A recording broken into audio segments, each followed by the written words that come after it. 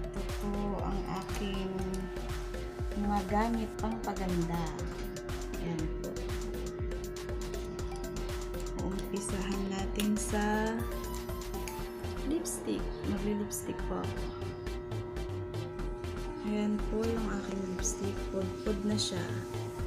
Wala na.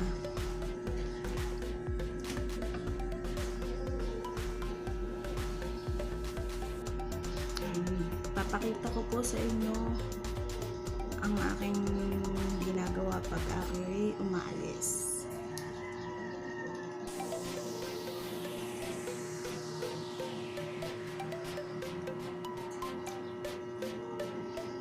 Okay na.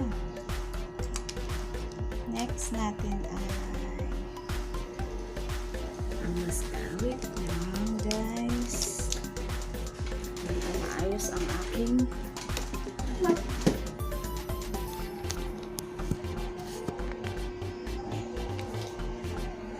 guys. Tapos na ako sa lipstick. Mag-eyeliner po ako. Ito na akong gagawin.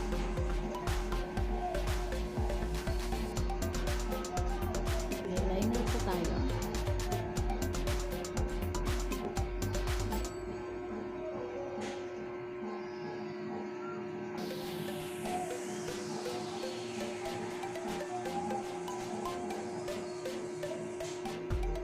Guys, okay na yun.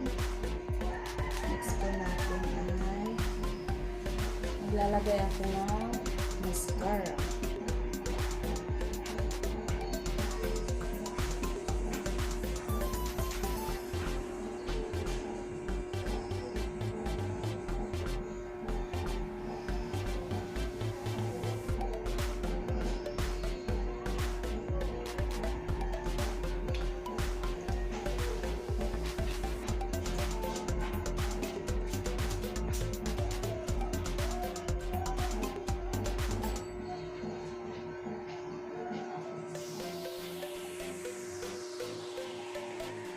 Next po natin ay ang malat na po ang aking eyeliner. Pinagpapawisan po kasi ako, guys. Ayan po. Ang init po sa aming bahay. Gagamitan ko siya ng curlash.